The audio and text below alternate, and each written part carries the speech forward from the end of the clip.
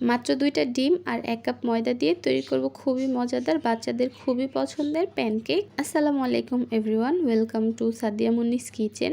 সকালের ঝটপট নাস্তা অথবা বাচ্চাদের টিফিনের জন্য মাত্র 10 মিনিট হাতে থাকলেই কিন্তু আপনারা এই প্যানকেকগুলো তৈরি করে নিতে পারবেন। শুধু বাচ্চারা না, বড়রাও কিন্তু এই প্যানকেকটা খুবই মজা করে খাবে, কারণ হচ্ছে এই প্যানকেকগুলো অনেক বেশি সফট আর অনেক বেশি টেস্টি হয়ে থাকে।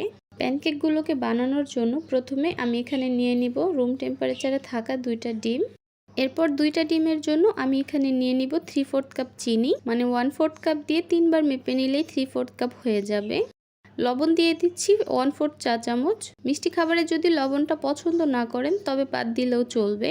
এবার এই সব কিছুকে আমি একটু ভালোভাবে একসঙ্গে মিশিয়ে নিচ্ছি। চিনিটা ভালোভাবে গলে গিয়ে মিশে যাওয়া পর্যন্ত সবকিছু ভালো মতো মিশিয়ে নিতে হবে। আর ডিমের যেন কোনো লাম্পস না থাকে সেটাও খেয়াল রাখতে হবে। ডিম আর চিনিটাকে একটু সময় নিয়ে মিশিয়ে নেওয়ার পর কিন্তু কালারটা একটু চেঞ্জ হয়ে আসবে। আমি প্রায় 2 থেকে 3 মিনিটের মতো এগুলোকে খুব ভালো মতো মিশিয়ে নিয়েছি। এখন কিন্তু এই ডিমগুলোর কালারটা চেঞ্জ হয়ে গেছে আর সবকিছু খুব ভালো মতো মিশে গেছে।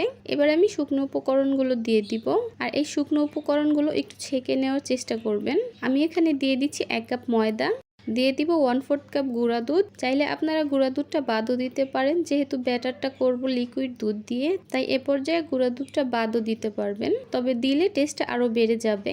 দিয়ে দিচ্ছি 1 চা চামচ বেকিং পাউডার। এবার এগুলোকে আমি ছেঁকে নিব।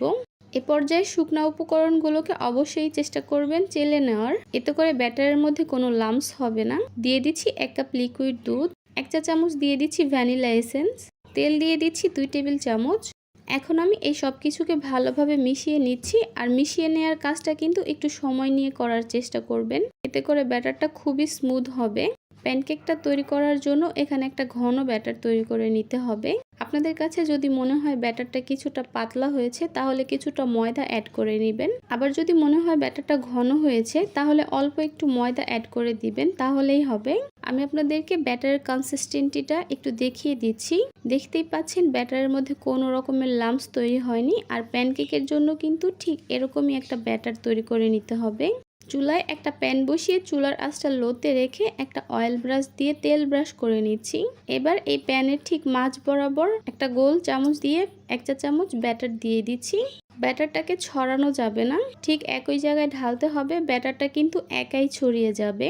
প্যানটাও কিন্তু অতিরিক্ত গরম হওয়া যাবে না, আর চুলার হিটটাও বাড়ানো যাবে না। চুলার হিটটা লোতে রেখে প্যানকেকগুলোকে ভাজতে হবে। কিছুক্ষণ পর দেখতে পারবেন এরকম বাবলস হয়েছে, ঠিক ওই অবস্থায় প্যানকেকটা হালকা করে উল্টে দিতে হবে। যখন দেখবেন যে এরকম বাবলস ক্রিয়েট হয়েছে তখন বুঝতে হবে নিচের দিকটা হয়ে গেছে। আবার চাইলে একটু এক পাশ থেকে স্প্যাচুলা দিয়ে কেকটা আলগিয়েও দেখতে পারবেন। যদি মনে হয় পারফেক্ট কালারটা এসেছে তখন কিন্তু কেকটাকে উল্টিয়ে দিতে হবে। তারপর কয়েক সেকেন্ড ভেজে নেওয়ার পর কেকটা চুলা থেকে নামিয়ে নিতে হবে।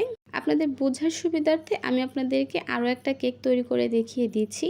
আবারও ব্যাটারটা দিয়ে কিছুক্ষণ অপেক্ষা করতে হবে। একটা স্প্যাচুলা দিয়ে এক পাশ থেকে কালারটা দেখে নিচ্ছি আমি। এরপর কেকটাকে উল্টে দিয়ে কেকটাকে কয়েক সেকেন্ড ভেজে চুলা থেকে নামিয়ে নিব।